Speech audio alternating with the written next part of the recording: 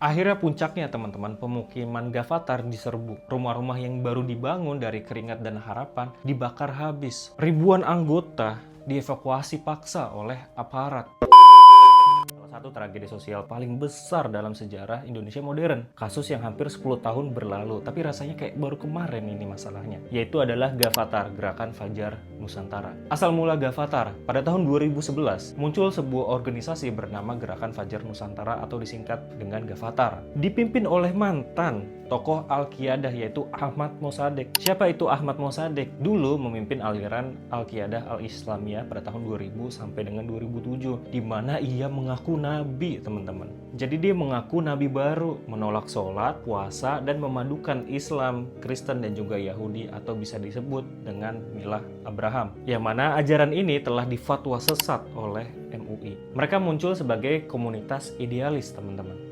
Ngomongin kemanusiaan, persatuan lah, hidup damai. Jadi bukan ormas kekerasan, bukan gerakan politik juga. Intinya mereka membuat agama baru, yaitu ideologinya milah Abraham, yaitu Islam, Kristen, dan juga Yahudi setara. Jadi milah Abraham itu ajaran yang bersumber dari Nabi Ibrahim. Kalau di Al-Quran ini nggak ada masalah. Tapi kemudian banyak di era modern ini dipelintir oleh sebagian orang untuk membuat agama baru, intinya itu. Jadi pada tahun 2011 mereka tuh smooth dulu. Jadi cara mereka mencari pengikut pun sangat manis, yaitu bakti sosial, bantu korban bencana, bersihin lingkungan. Jadi perlahan Gavatar menaruh simpatik di masyarakat. Jadi mereka tumbuh. Jadi mereka nggak jujur awalnya, teman-teman. Tujuan utamanya Ahmad Mossadegh itu juga ada milah Abraham, ajaran sesatnya. Karena ini nggak diinfokan, jadi banyak pengikut Gavatar tuh taunya ini gerakan kemandirian pangan atau pro petani atau pro peternak untuk Indonesia. Apa itu? Jadi intinya Gavatar tuh teman-teman, mereka itu punya visi yang besar untuk Indonesia. Indonesia akan kelaparan di tahun ini. Kita sebagai gerakan Gavatar harus membuat pertanian lebih baik lagi, harus membuat peternakan lebih baik lagi. Pokoknya gitu. Padahal di belakang bungkus itu teman-teman ada bawa ajaran sesat. Di periode 2012 sampai 2014 Gavatar perlahan mulai menanamkan ideologi milah Abrahamnya. Milah Abraham ini tidak mewajibkan lo sholat, lo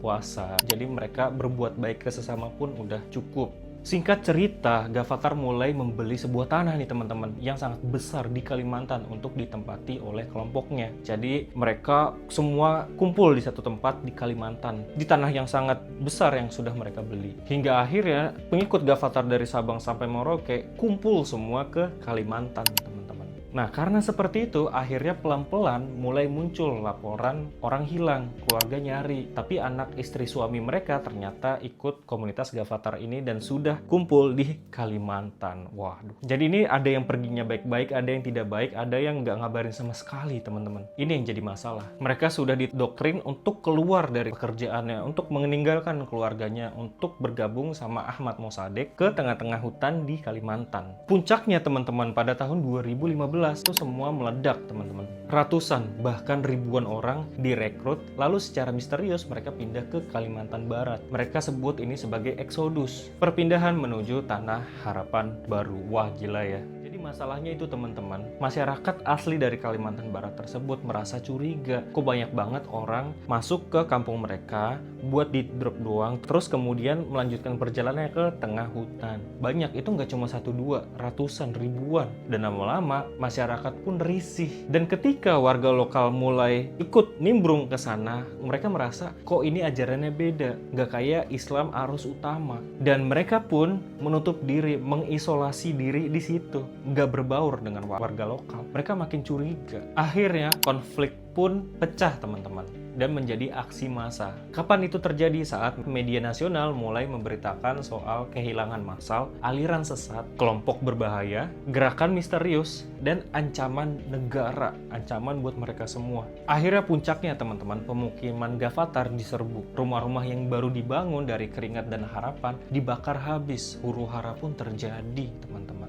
Ribuan anggota dievakuasi paksa oleh aparat. Intinya hari itu bener-bener chaos, teman-teman. Akhirnya pada tanggal 29 Januari 2016 pemerintah resmi melarang Gavatar. Ahmad Mossadegh dan tokoh lainnya ditangkap. Para anggota dibawa ke kampung halamannya masing-masing dan dipaksa menjalani program deradikalisasi. Tapi hidup mereka setelah itu apa? Jauh dari kata normal, teman-teman. Mereka kehilangan rumah, pekerjaan, komunitas, identitas, reputasi, bahkan keluarga. Kenapa? Karena mereka udah meninggalkan itu semua. Ini benar-benar miris teman-teman, makanya kalian harus hati-hati. Jadi teman-teman, kesimpulannya, Gavatar itu dibangun oleh idealisme, kesetaraan, dan kegiatan sosial, dan juga jaminan hidup sebagai petani dan peternak. Dihidupkan oleh orang-orang yang ingin dunia itu lebih adil. Jadi hal-hal ini yang membuat orang tuh pengen masuk Gavatar, tertarik buat masuk Gavatar. Tapi liciknya Gavatar itu, mereka nggak transparan. Tidak jujur ke pengikutnya bahwa mereka juga membawa visi ajaran sesat milah Abrahamnya. Mimpi itu berubah jadi tragedi. Orang yang tidak percaya ajaran sesat itu pun akhirnya ikut menderita karena ikut dicap sesatnya Gavatar. Itulah kisah Gavatar, teman-teman. Teman-teman, kita perlu waspada. Kita perlu tetap waspada. Di luar sana tidak menutup kemungkinan munculnya gerakan baru mengatasnamakan sosial, kesetaraan, dan kebahagiaan, tapi perlahan membawa ajaran yang menyimpang. Jadi selalu cek informasinya dan jangan mudah terbujuk. Kalau Islam ya ikutin Islam mayoritas di Indonesia seperti apa, ibadahnya, pemahamannya, ya itu udah paling benar. Kalau Kristen ya ikutin Kristen mayoritas di Indonesia, nggak ada lagi ajaran baru. Akhirnya Ahmad Mossadegh, Mahfud Muiz, dan juga Andre Cahya dijatuhkan hukuman masing-masing 5 tahun penjara, dan seharusnya mereka sudah bebas saat ini. Dan semoga mereka bertaubat. Sekian dari gua, terima kasih udah menonton video ini sampai akhir. Kalau menurut lo video ini bermanfaat, bantu gue dengan like dan komen pendapat kamu apa nih tentang Gavatar di bawah ya. Dan jangan lupa subscribe biar kamu nggak ketinggalan pembahasan penting di video berikutnya. Sampai ketemu di video gue selanjutnya, terima kasih.